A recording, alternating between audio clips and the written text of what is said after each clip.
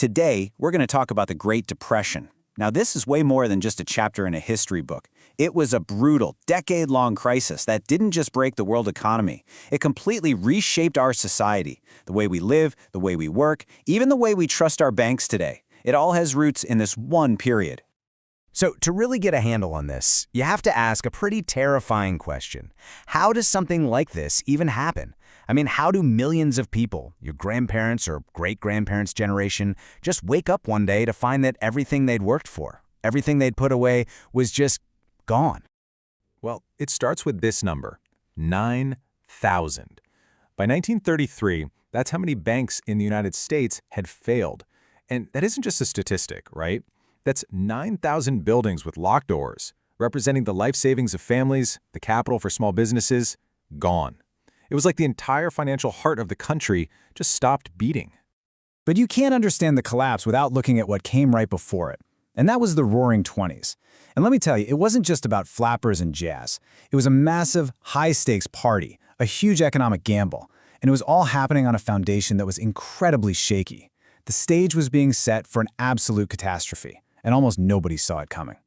You know, with hindsight, you can see all the cracks in that foundation. After World War I, the global economy was all out of whack. Here in the U.S., our factories and farms were producing more stuff than ever, but regular people weren't getting paid enough to actually buy it all. And fueling this whole thing was wild speculation on Wall Street, all built on top of a banking system that was, frankly, a house of cards. A huge part of this gamble was a practice called buying on margin. Okay, so imagine this. You want to buy $1,000 worth of stock, but you only have $100. With margin, you could borrow the other $900 from your broker. Now, when the stock price goes up, you feel like a genius. But the second prices start to drop, it's an absolute catastrophe.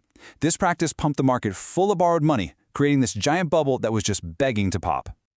And that, right there, brings us to the moment the bubble finally burst. The stock market crash of 1929.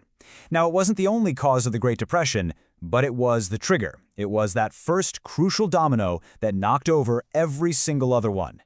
And it all went down with terrifying speed. It started on a day called Black Thursday, when the panic selling really began. But by the next week, on Black Tuesday, it was a total catastrophic collapse.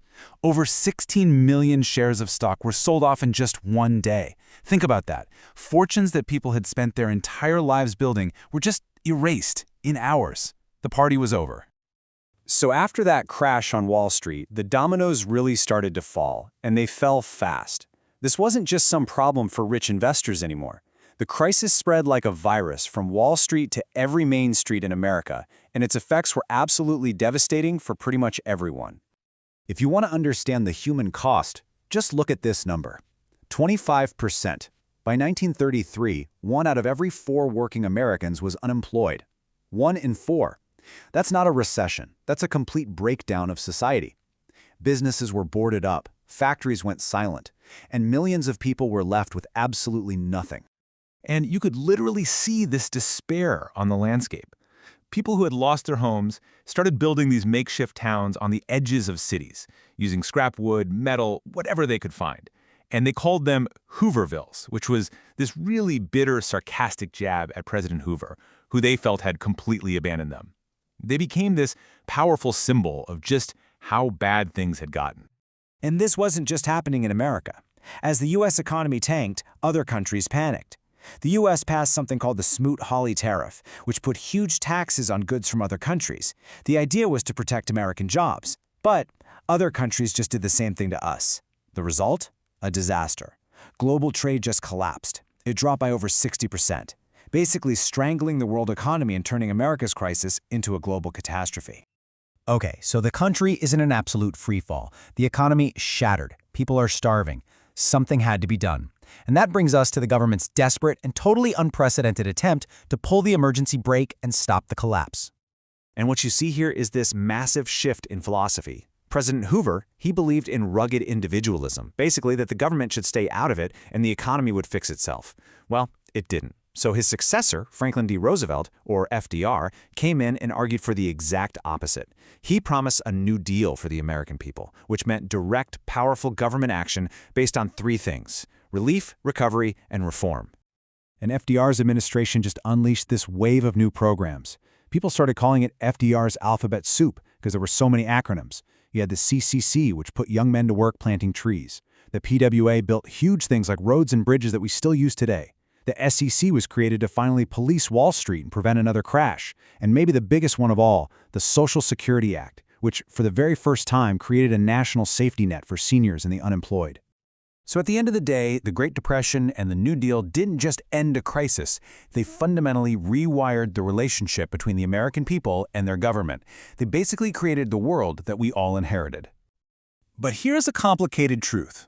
While the New Deal was this crucial lifeline that provided relief to millions, most historians agree that it was actually World War II that really, truly ended the Great Depression.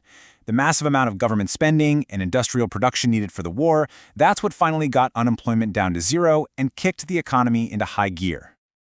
But the legacy of that era is absolutely undeniable. I mean, it's everywhere.